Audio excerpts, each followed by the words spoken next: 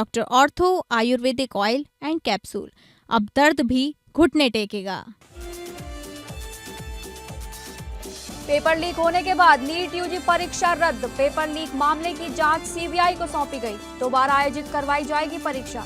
जल्द जारी होगी नई परीक्षा की तारीख। नासिक से हरियाणा जयपुर होते हुए सीकर पहुंचा नीट पेपर।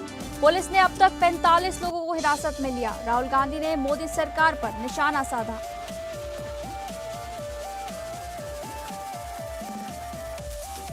असम में हिमंता बिस्वा शर्मा ने आज दूसरी बार ली असम के सीएम पद की शपथ। हिमंता के साथ 4 विधायक बने मंत्री। रामेश्वर तेली, अतुल बोरा, चरण बोरो और महिला विधायक अजंता नियोग ने ली मंत्री पद की शपथ। शपथ ग्रहण समारोह में पीएम मोदी मुख्य अतिथि के रूप में हुए शामिल। बंगाल के सीएम शुभेंदु अधिकारी के पीए चंद्रनाथ रथ हत्याकांड की जांच करेगी सीबीआई। बंगाल पुलिस ने खुद सीबीआई जांच की सिफारिश की। सीबीआई आज से बंगाल पुलिस से जांच का जिम्मा लेगी। उधर चंद्रनाथ रथ हत्याकांड में बंगाल पुलिस की एसटीएफ ने 3 आरोपियों को किया गिरफ्तार।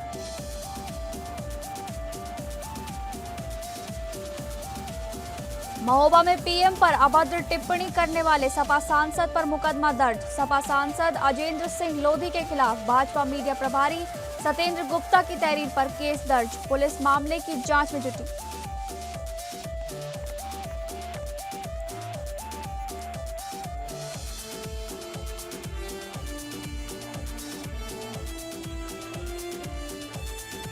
नमस्कार, आप सभी का स्वागत है इस बुलेटिन में। मैं हूं आपके साथ शालिनी राणा। शुरुआत करेंगे बुलेटिन की। पेपर लीक होने के बाद नीट यूजी 2026 की परीक्षा रद्द कर दी गई है। नीट यूजी 2026 की परीक्षा रद्द होने और पेपर लीक के मामले ने अब तूल पकड़ लिया है। सामने आया है कि मामले की जांच सीबीआई को सौंपी गई है और सीबीआई में इस मामले में केस दर्ज करके जांच करने जा रही है। अभी तक इसकी जांच राजस्थान पुलिस की स्पेशल ऑपरेशन ग्रुप यानी कि एसओजी कर रही थी। पुलिस ने अब तक इस मामले में 45 लोगों को हिरासत में लिया है। एनटीए ने कहा है कि इस परीक्षा को दोबारा आयोजित करवाया जाएगा। नई परीक्षा की तारीखें और एडमिट कार्ड का शेड्यूल जल्द ही आधिकारिक चैनलों पर जारी किया जाएगा। एनटीए ने बताया, दोबारा परीक्षा देने के लिए नए सिरे से रजिस्ट्रेशन की जरूरत नहीं होगी और कोई अतिरिक्त शुल्क भी नहीं लिया जाएगा। पहले से जमा की गई फीस स्टूडेंट्स को वापस कर दी जाएगी और परीक्षा एनटीए के अपने संसाधनों से कराई जाएगी। देश की सबसे बड़ी मेडिकल प्रवेश परीक्षा नीट अब सिर्फ एक पेपर लीक विवाद नहीं रह गई है, बल्कि जांच एजेंसियों को शक है कि ये देश भर में फैला एक संगठित मल्टी स्टेट नेटवर्क हो सकता है। राजस्थान से लेकर हरियाणा, दिल्ली, केरलम, जम्मू कश्मीर और बिहार तक फैली जांच में अब ऐसे संकेत मिल रहे हैं कि कथित पेपर लीक की पूरी चेन बेहद सुनियोजित तरीके से काम कर रही थी। सारा विवाद एक गेस पेपर से शुरू हुआ, जिसके 720 में से करीब 600 नंबर के सवाल असली परीक्षा से हूबहू मेल खा रहे थे। इस मामले में केरल के एक एमबीबीएस छात्र का कनेक्शन भी सामने आ रहा है, जिसने गेस पेपर को अपने पापा को मैसेज में भेजा था। सामने आया है कि आरोपी के पिता पीजी संचालक हैं और उन्होंने ही ये पेपर अपने हॉस्टल में रह रही लड़कियों को शेयर किया था। दावा है कि परीक्षा से पहले छात्रों के बीच जो गेस पेपर पहुंचा था, उसी से ये परीक्षा लीक हुई है। सूत्रों के मुताबिक इंटेलिजेंस ब्यूरो यानी कि आईबी से मिले इनपुट के आधार पर एसओजी ने देहरादून, सीकर और झुंझुनू में बड़ी कार्रवाई करते हुए कई संदिग्धों को हिरासत में लिया था। हिरासत में लिए गए लोगों में सीकर के एक नामी कोचिंग संस्थान से जुड़े करियर काउंसलर भी शामिल बताए जा रहे हैं। जांच एजेंसियों को आशंका है कि परीक्षा से 2 दिन पहले ही कथित गैस पेपर चुनिंदा छात्रों तक पहुंचा दिया गया था। शुरुआती जांच में संकेत मिले हैं कि प्रश्न पत्र की बड़ी संख्या में सवाल कथित पेपर से मेल खाते हैं। राजस्थान एसओजी की जांच में सामने आया कि गैस पेपर में करीब 410 प्रश्न थे। दावा किया जा रहा है कि इनमें से करीब 150 सवाल, जो कुल 600 मार्क्स के थे, हूबहू नीट यूजी 2026 केस पेपर में पूछे गए थे। नीट यूजी परीक्षा कुल 720 अंकों की होती है और हर सवाल 4 अंक का होता है। ऐसे में इतने बड़े लेवल पर सवालों का मिलना बेहद गंभीर माना जा रहा है। जांच से जुड़े सूत्रों के मुताबिक कथित क्वेश्चन बैंक का लिंक इसी युवक से जुड़ा रहा है, जो केरल के एक मेडिकल कॉलेज में एमबीबीएस की पढ़ाई कर रहा है। कुल मिलाकर बात यह है कि एनटीए की कार्यप्रणाली में सेंध लगी है। प्रिंटिंग प्रेस के प्राथमिक स्तर पर और पेपर सेट करने में कहीं न कहीं चूक हुई है। इसे एनटीए की बड़ी लापरवाही बताया जा रहा है। इस मामले में एक्शन लिया गया है, लेकिन पेपर छपने के प्रोटोकॉल में कहीं ना कहीं बड़ा लूप होल है, क्योंकि पेपर छपने से लेकर पेपर के सेंटर तक पहुंचने के बीच में ही कहीं लीक हुआ है। नीट यूजी की परीक्षा रद्द होने के बाद विपक्ष ने मोदी सरकार पर सवाल उठाए हैं। लोकसभा में नेता प्रतिपक्ष राहुल गांधी ने कहा है कि यह अब कोई परीक्षा नहीं रही, नीट अब एक नीलामी बन गई है। राहुल गांधी ने लिखा, मोदी जी, अब आप हर नाकामी को जनता पर डाल देते हैं तो उसमें गरीबों के बच्चों का भविष्य भी शामिल हो जाता है। 22 लाख बच्चों का भरोसा टूट गया है और भारत के युवाओं के सपनों के लिए मोदी सरकार से बड़ा खतरा कोई नहीं है। परीक्षा रद्द होने के बाद छात्र संगठन एनएसयूआई ने दिल्ली में विरोध प्रदर्शन किया है।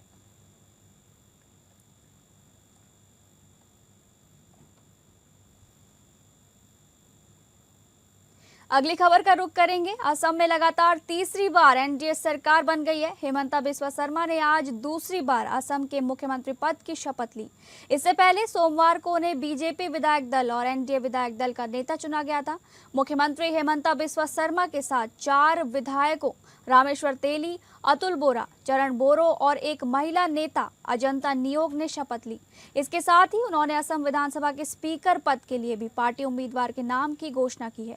रामेश्वर तेली डुलियाजन विधानसभा सीट से बीजेपी विधायक चुने गए हैं। उन्होंने कांग्रेस उम्मीदवार ध्रुवु गोगोई को 10,000 से अधिक वोटों से हराया। इससे पहले वो डिब्रूगढ़ से सांसद रह चुके हैं और मोदी 2.0 सरकार में केंद्रीय राज्य मंत्री भी रहे।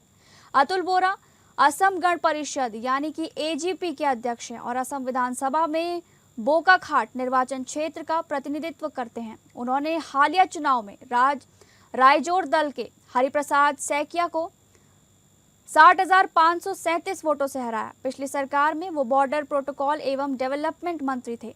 चरण बोरो बोडोलैंड पीपल्स फ्रंट यानी कि बीपीएफ के विधायक हैं और मजबाट सीट से चुनाव जीते हैं। उन्होंने झारखंड मुक्ति मोर्चा जेएमएम की प्रीति रेखा बरला को 55,000 से ज्यादा वोटों से हराया। अजंता नियोग गोलाघाट सीट से 5 बार विधायक रह चुकी हैं और असम की पहली महिला वित्त मंत्री हैं। उन्होंने 2026 के विधानसभा चुनाव में कांग्रेस उम्मीदवार बितुपन सैकिया को 9,000 से ज्यादा वोटों से हराया। रणजीत कुमार दास भवानीपुर सोरभोग सीट से बीजेपी विधायक हैं। उनको असम विधानसभा के स्पीकर पद के लिए एनडीए उम्मीदवार बनाया गया है। वो पिछली सरकार में पंचायत एवं ग्रामीण विकास, खाद्य एवं नागरिक आपूर्ति और उपभोक्ता मामलों के मंत्री रह चुके हैं। शपथ ग्रहण समारोह में प्रधानमंत्री नरेंद्र मोदी मुख्य अतिथि के रूप में शामिल हुए। 126 सदस्यीय असम विधानसभा में एनडीए ने लगातार तीसरी बार जीत हासिल की है। बीजेपी ने 82 सीटें जीती हैं, जबकि उसके सहयोगी दल असम गण परिषद और बोडोलैंड पीपल्स फ्रंट को 10-10 सीटें मिली हैं।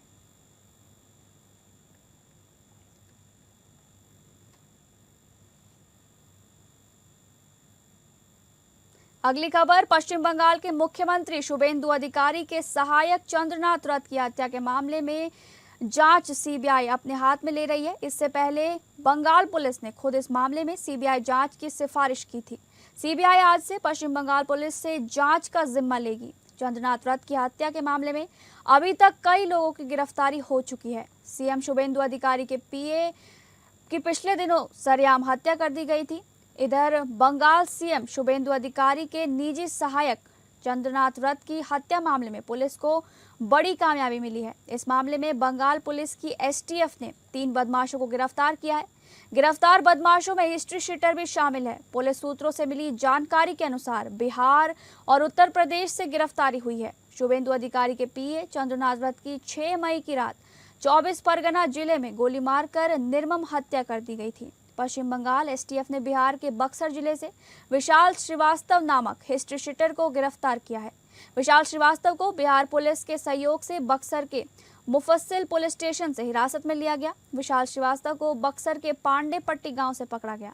विशाल श्रीवास्तव पर 15 से ज्यादा आपराधिक मामले दर्ज थे, जिनमें हत्या, लूट और डकैती के मामले भी शामिल हैं। विशाल श्रीवास्तव हत्या के मामले में भी एक संदिग्ध था। ये छापे बिहार पुलिस, बक्सर पुलिस और बिहार एसटीएफ के तालमेल से मारे गए थे।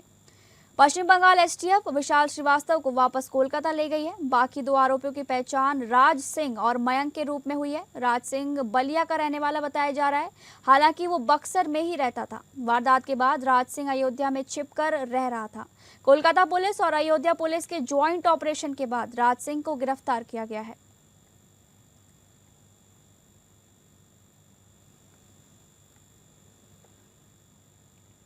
प्रधानमंत्री नरेंद्र मोदी के खिलाफ कथित अमर्यादित टिप्पणी करने के मामले में सपा सांसद पर कार्रवाई की गई है। अजेंद्र सिंह लोधी के खिलाफ शहर कोतवाली में सुसंगत धाराओं में मुकदमा दर्ज किया गया है। बताया जा रहा है कि बीते रोज सांसद स्मार्ट मीटर समेत 11 सूत्रीय जन समस्याओं को लेकर ज्ञापन देने कलेक्ट्रेट पहुंचे थे। इसी दौरान प्रधानमंत्री को लेकर की गई कथित आपत्तिजनक टिप्पणी के बाद विवाद खड़ा हो गया। भाजपा मीडिया प्रभारी सत्येंद्र गुप्ता की तहरीर पर पुलिस ने कार्रवाई करते हुए केस दर्ज किया। अजेंद्र सिंह लोधी महोबा हमीरपुर तिंदवारी लोकसभा क्षेत्र से समाजवादी पार्टी के सांसद हैं। मामले को लेकर राजनीतिक हलकों में चर्चाएं तेज हो गई हैं और बयानबाजी का दौर शुरू हो गया है। फिलहाल पुलिस पूरे मामले की जांच कर रही है और आगे की वैधानिक कार्रवाई में जुटी हुई है।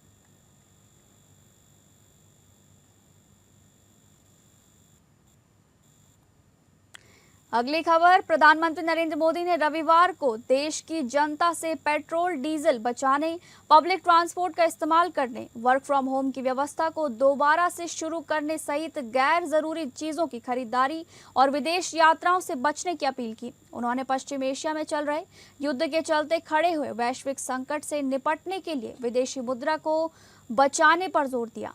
वहीं इसको लेकर उत्तराखंड के मुख्यमंत्री पुष्कर सिंह धामी का भी बयान सामने आया है। उन्होंने कहा कि राज्य स्तर पर सरकार इसको लेकर पहले से ही गंभीर है। उन्होंने कहा कि पेट्रोलियम गैस पदार्थ के बचत के अतिरिक्त विकल्पों को सरकार ने पहले ही ध्यान में रखा है और प्रधानमंत्री की अपील के बाद राज्य सरकार जिन विकल्पों को रखकर के चल रही है उन पर विशेष फोकस करेगी।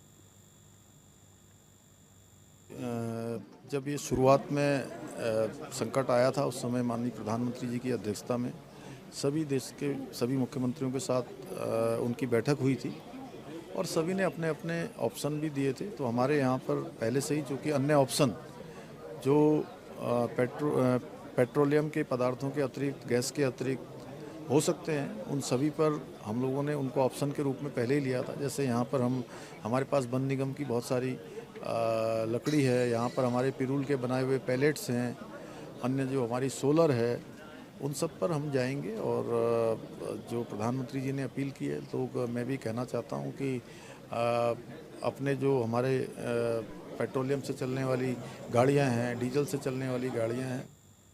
अगली खबर, प्रधानमंत्री नरेंद्र मोदी ने देशवासियों से 1 वर्ष तक सोना खरीदने से बचने की भी अपील की है। मोदी की इस अपील के बाद कल्याण में कांग्रेस की नगर सेविका कांचन कुलकर्णी ने सराफा व्यापारियों से मुलाकात की। प्रधानमंत्री नरेंद्र मोदी ने एक कार्यक्रम में पेट्रोल डीजल का सीमित उपयोग करने, विदेश यात्रा टालने, खाद्य तेल का कम इस्तेमाल करने और सोना चांदी की खरीदारी से बचने की अपील की थी। हालांकि प्रधानमंत्री की इस अपील का कांग्रेस नगर सेविका कांचन कुलकर्णी ने कड़ा विरोध किया है। कुलकर्णी ने कहा कि पिछले 12 वर्षों की विफलता प्रधानमंत्री नरेंद्र मोदी ने खुद अपने बयान से स्वीकार कर ली है। उन्होंने ये भी कहा कि मोदी के इस बयान का सीधा असर सराफा व्यापारियों पर पड़ा है और कारोबार प्रभावित हुआ है। नरेंद्र मोदी जी ने एक स्टेटमेंट दिया कि आप त्याग करें, तो किस चीज का, कि आप सोना ना खरीदें, आप विदेश ना जाएं, आप पेट्रोल डीजल का कम वापर करें, आप मेट्रो से सफर करें, आप घर से काम करें। 12 साल के उनका जो अपयश है वो उनके मुंह से उन्होंने कल स्टेटमेंट दिया कि मैं कुछ भी करने में, किसी भी काम में सफल नहीं रहा हूँ। उनकी असफलता उनके मुंह से उन्होंने बयान की है। मेरा आज हमारे प्रभाग में जो गांधी चौक है वहाँ पर कुछ व्यापारियों से मिले, बहुत बुरा लग रहा है मुझे ये देख। खबरों में आगे बढ़ेंगे। नई दिल्ली में आयोजित CII वार्षिक बिजनेस समिट 2026 में मुख्यमंत्री योगी आदित्यनाथ शामिल हुए। अपने संबोधन में सीएम योगी ने कहा कि उत्तर प्रदेश के अंदर जब मैंने उत्तर प्रदेश में 17 में मुख्यमंत्री पद की शपथ ली और उसके बाद से अब तक अपराध और अपराधियों के प्रति हमारी जीरो टॉलरेंस लगातार जारी है। जिस राज्य में 1 डिस्ट्रिक्ट 1 माफिया थे, आपने देखा होगा हर दुर्दांत माफिया यूपी के अंदर से था और केवल इंटरस्टेट ही नहीं था, वे इंटरनेशनल भी लिंक्स उनके पास थे। मुझे याद है कि एक बार की घटना, प्रयागराज जो महाकुंभ की धरती है, वहां का एक माफिया का काफिला जा रहा था। इलाहाबाद उच्च न्यायालय के मुख्य न्यायाधीश के काफिले को रोक करके उस माफिया को पहले पास कराया गया। तो चीफ जस्टिस ने पूछा कि ये क्या गवर्नर या चीफ मिनिस्टर आए हैं क्या? तो सुरक्षा वालों ने कहा कि नहीं, फलाने साहब जा रहे हैं।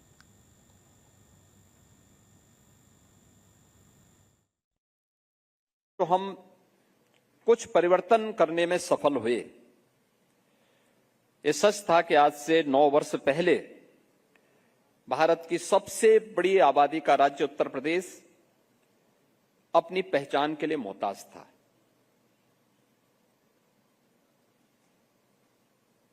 उत्तर प्रदेश के ऊपर स्वयं नाम तो उत्तर था, लेकिन स्वयं उसके ऊपर प्रश्न लगे हुए थे।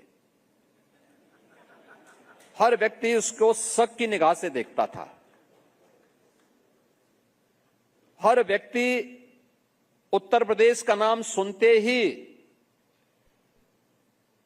वह सामने वाले से जो परिचय दे रहा है उससे 10 कदम दूरी बनाने का प्रयास करता है। अगली खबर की ओर बढ़ेंगे। विधानसभा चुनाव को लेकर भाजपा ने बड़ी रणनीति बनाई है। भाजपा बूथ जीता तो चुनाव जीता वाले फॉर्मूला पर तेजी से काम करने जा रही है। यही वजह है कि यूपी के सभी जिलाध्यक्ष को लखनऊ बुलाया गया। भाजपा प्रदेश अध्यक्ष पंकज चौधरी व महामंत्री संगठन धर्मपाल सिंह सभी जिलाध्यक्ष को बूथ, शक्ति केंद्र व मंडल को और प्रभावी बनाने का मंत्र देंगे। बूथ, शक्ति केंद्र व मंडल स्तर पर संगठन को सक्रिय करेंगे। भाजपा ने पहली बार 1918 मंडलों में प्रवासी भेजकर बूथ कमेटियों का सत्यापन करवाया है। 10 मई तक सत्यापन का कार्य पूरा हुआ है। अब बूथ व शक्ति केंद्रों पर सक्रियता बढ़ाई जाएगी। इसी को लेकर भाजपा संगठन ने सभी जिलों से रिपोर्ट मांगी है। भाजपा में बूथ कमेटी 11 सदस्य, मंडल 71 सदस्य व जिले में 91 सदस्य होते हैं। भाजपा के आने वाले कार्यक्रम व अभियान पर भी चर्चा होगी।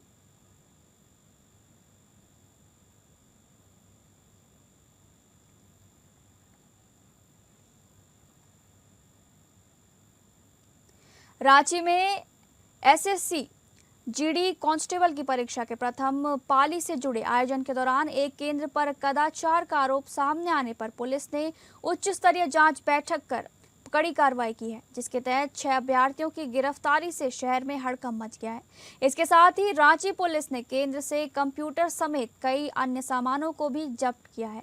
तो वहीं इस पूरे मामले पर रांची के नगर पुलिस अधीक्षक पारस राणा ने एक प्रेस कॉन्फ्रेंस के माध्यम से पत्रकारों को ये बताया कि रांची के एक परीक्षा केंद्र पर परीक्षा के दौरान कुछ कंप्यूटर सिस्टम के मॉनिटर में कर्सर अपने आप चलने की सूचना प्राप्त हुई, जिसकी सूचना स्थानीय पुलिस को और प्रतिनियुक्त परीक्षा नोडल पदाधिकारी को भी दी गई। जिसके बाद सूचना प्राप्त होते ही रांची पुलिस के द्वारा सहायक पुलिस अधीक्षक कोतवाली के नेतृत्व में टीम का गठन करते हुए और विभिन्न विभाग से समन्वय स्थापित करते हुए परीक्षा सेंटर के सेंटर सुपरिटेंडेंट एवं सेंटर आईटी हेड के साथ 6 अभ्यर्थियों के खिलाफ सुखदेव नगर थाना में कांड दर्ज कराया गया। इस दौरान सिटी एसपी ने यह भी बताया कि परीक्षा केंद्र से 6 कंप्यूटर, सीसीटीवी का डीवीआर, 6 परीक्षार्थियों के एडमिट कार्ड, 5 मोबाइल और 1 टैब जब्त किया गया है। में पुलिस को सूचना प्राप्त हुई थी कि एक एसएससी जीडी कांस्टेबल 2026 जो एग्जामिनेशन जो चल रहा है उसका एक 15 थाना अंतर्गत एक सेंटर है, फ्यूचरिस्टिक ऑनलाइन एग्जामिनेशन सेंटर। और इस सेंटर में ये सूचना प्राप्त हुई थी कि कुछ ऐसे सिस्टम्स हैं जिसपे रिमोट एक्सेस से लोगों का जो क्वेश्चन है उनको रिमोटली सॉल्व किया जा रहा है और जो कैंडिडेट्स हैं उनकी कोई भी मूवमेंट उसमें नहीं है और कर्सर अपना मूव हो रहा है और उसको सॉल्व किया जा रहा है। और जो वहाँ के जो सेंटर ऑब्जर्वर हैं उन्होंने उस सूचना को उन्होंने डिटेक्ट भी किया, साथ ही साथ उन्होंने जितनी भी जो ये इंसिडेंसेस जो हो रही थी उन्होंने अलग अलग जगह पर इसका वीडियो भी बनाया। अगली खबर बिहार के भागलपुर से है, जहां युवाओं ने आस्था और जुनून की अनोखी मिसाल पेश की है। भागलपुर के सन्नी कुमार और मोकामा के 2 युवकों ने सुल्तानगंज के पवित्र उत्तरवाहिनी गंगा घाट से गंगा जल लेकर स्केटिंग करते हुए 53 दिनों में केदारनाथ धाम की यात्रा पूरी की। तीनों युवकों ने अपनी पीठ पर गंगा जल लेकर कठिन रास्तों को पार किया और बाबा केदारनाथ धाम पहुंचकर जलार्पण किया। इस अनोखी यात्रा की चर्चा अब पूरे क्षेत्र में हो रही है। यात्रा पूरी करने के बाद स्केटिंग कोच अमन कुमार तीनों युवकों को लेकर भागलपुर के जिलाधिकारी डॉक्टर नवल किशोर चौधरी से मिलने पहुंचे। इस दौरान जिलाधिकारी ने सभी युवकों और उनके कोच को बधाई देते हुए उनके साहस, आस्था और समर्पण की सराहना की। डीएम डॉक्टर नवल किशोर चौधरी ने कहा कि ये भागलपुर और बिहार के लिए गर्व की बात है कि युवाओं ने स्केटिंग करते हुए लंबी दूरी तय कर बाबा केदारनाथ धाम में जलार्पण किया। उन्होंने कहा कि युवाओं की ये यात्रा दूसरों के लिए भी प्रेरणा स्रोत बनेगी। वहीं इस उपलब्धि के बाद युवकों और उनके परिजनों में खुशी का माहौल देखा जा रहा है। बहुत बड़ी सफलता है कि स्केटिंग के माध्यम से सामान को अपने पीठ पे बांध करके आप यहाँ से केदारनाथ जा रहे हैं, जो सैकड़ों किलोमीटर दूर है। ये बहुत बड़ी सफलता है। वही मैं पूछ रहा था अभी, जिसमें कि एक हमारे भागलपुर के हैं यूथ हैं और 2 मोकामा से यूथ हैं। इन सभी को मैं बधाई देता हूँ, शुभकामना देता हूँ। पहली बात कि स्केटिंग अब धीरे धीरे भागलपुर में प्रचलित हो रहा है और बिहार में अब ये बहुत बड़ा नाम भी कमा रहा है। और भागलपुर से हमारे जो बच्चे हैं जो अब भागलपुर से लेकर केदारनाथ तक गए और आज वापस लौटे हैं। और इस माध्यम से हम ये भी बताना चाहते हैं कि स्केटिंग एक स्पोर्ट्स है और ये बच्चों को, चाहे छोटे बच्चे हों या बड़े बच्चे हों, सभी को ये स्पोर्ट्स में शामिल होना चाहिए। फिलहाल इस बुलेटिन में बस इतना ही। नमस्कार।